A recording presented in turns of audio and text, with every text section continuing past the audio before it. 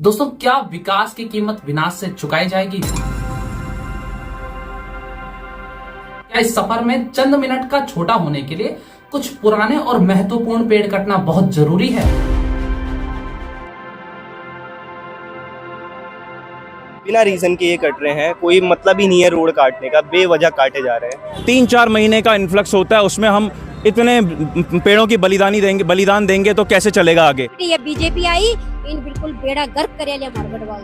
आपके कर्मचारी नंबर पर आरी चला दी, हमको कौन बचाएगा? ठेकेदार जी ने अपने लड़के बुला के हमें पिटवा दिया, हमें कौन बचाएगा? क्यों तो मोदी अमित शाह दुया व्यापार क्यों तो हर स्टेट बेचनी, क्यों हमारा उत्तराखंड बेचने पर भी ना आया। NHAI द्वारा देहरादून एयरपोर्ट और 4 धाम मार्ग को जाम मुक्त बनाने के लिए भानीवाला से ऋषिकेश हाईवे को 4 से 6 लेन में चौड़ा किया जा रहा है, लेकिन इस निर्माण के लिए 7 मोड़ के जंगलों से 3200 से भी ज्यादा महत्वपूर्ण और पुराने पेड़ों को काटा जा रहा है। और ये जानने के लिए कि क्या सच में यहाँ ट्रैफिक होता है, क्या 3200 से ज्यादा पेड़ काटे जाना फायदेमंद है भी या फिर इससे बस नुकसान ही होगा, ये सब सारे सवाल लेकर हमारी पूरी टीम ग्राउंड पर गई और लोगों से सवाल किए। तो सर, ये प्रोटेस्ट जो चल रहा है, ये प्रोटेस्ट क्यों चल रहा है? प्रोटेस्ट इसलिए चल रहा है सर, क्योंकि यहाँ जितने भी सिटीजन्स हैं उनकी डिमांड नहीं है जो हो रही है, रोड चौड़ी हो रही है। यहाँ सब जानते हैं कि यहाँ देहरादून जाने के लिए 3-4 अलग अलग रूट्स हैं। नेपाली फार्म मोस्ट लाइकली जो फॉलो होता है, तो यहाँ पे यूजुअली ट्रैफिक होता ही नहीं है, तो किसी की भी डिमांड नहीं है कि रोड चौड़ी हो।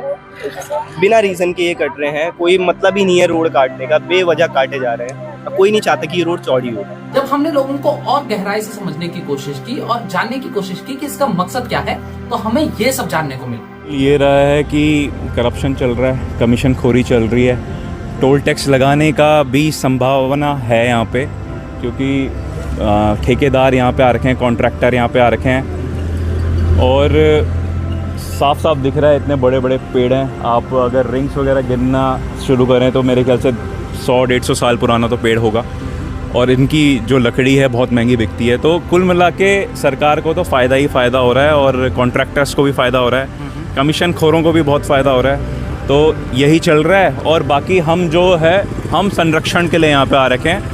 जितने भी युवा हैं, आप मोस्टली युवाओं को ही देख रहे होंगे, यहाँ पे छोटे छोटे बच्चे भी आ रखे हैं जिन्होंने एनवायरमेंटल साइंस पढ़ी है, जिन्होंने पढ़ा है कि भाई कैसे हमें ऑक्सीजन मिलती है, कितना टन कार्बन डाइऑक्साइड ये हमारा लेते हैं और हमें ऑक्सीजन देते हैं। तो इसी के संरक्षण में हम आ रखे हैं, गौरा देवी के वंशज हैं, तो अपने सामने इस सुंदर सी ब्यूटीफुल सीनिक रोड को ख़त्म नहीं होने देंगे। और अगर ये हमें धमकी दे रहे हैं कि हम संरक्षण करेंगे, संरक्षण में पेड़ काटेंगे पुलिस वालों के, तो हम यहीं पे हैं, हम भी चिपको आंदोलन करेंगे और इसमें चक्का जाम की अगर स्थिति आएगी तो वो भी करके दिखाएंगे।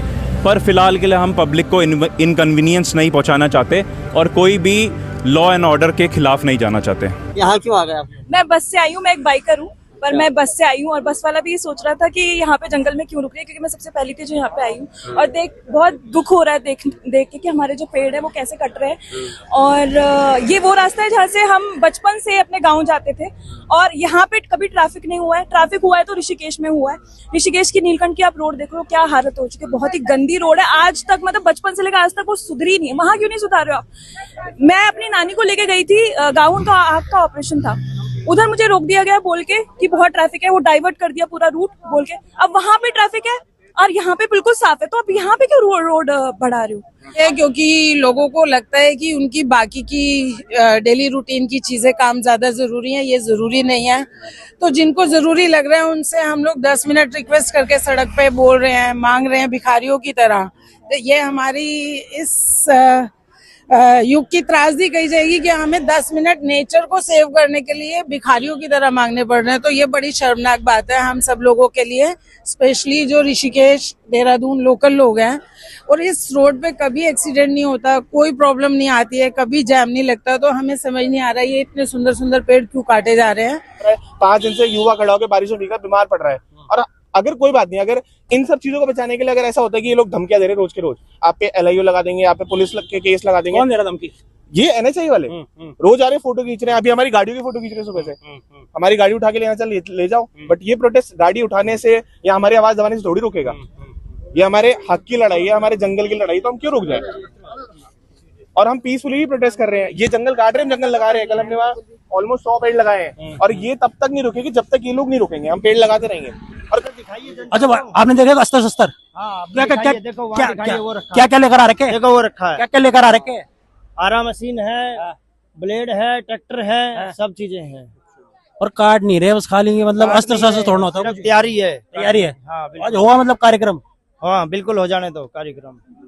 आगे फाल की लड़ाई आरा में भी तो उन्होंने सारे पेड़ काट के ट्रांसप्लांट कर दिया वहाँ पे स्टेडियम के सामने कब्रिस्तान बना दिया वहाँ पे। ये गलत है। मैं तो कह रहा हूँ कि जो ये काम कर रहे हैं इनके ऊपर अभी सख्त कार्रवाई की जाए। किस प्रकार की कार्रवाई करने वाले तो वही है, नहीं, कार्रवाई करने वाले हैं, कार्रवाई करने वाले हम पब्लिक भी हैं, ये है ना। बोलनी और वो ये है कि किसके लिए बोल रहे हो आप ये बात? ये जो अभी यहाँ पे पेड़ कटान और सड़क चौड़ीकरण हो रही है, यहाँ पे ये चीज किसी ने मांगी नहीं है, लेकिन बहुत सालों से एक खबर आ रही है कि कोटद्वार में लाल डांग चिल्लर खाल मार्ग है, बहुत लोग उसको मांग रहे हैं। वो चीज मतलब ये सिलेक्टिव विकास हो रहा है कि वहां पर जो लोग मांग रहे हैं उसको तो बिल्कुल नजरअंदाज कर दिया है, और यहाँ पे किसी ने नहीं मांगा है तो ये करे जा रहे हैं। तो ये चीज थोड़ा सोचिए ना, ये उत्तराखंड के लोग, आप खुद सोचिए कि ऐसा क्यों आपके साथ हो रहा है कि जो चीज आप मांग रहे हैं वो नहीं है, और जो चीज भाई की बात सुन के मुझे वो गाना याद आ गया। कौन सा? मांगा क्या मेरा है, चाका क्या तेरा है, मैंने कौन सी जन्नत मांग ली? क्या बात है, मतलब ये आपको ये आपको बिल्कुल सोचना चाहिए। काटा तो डालियो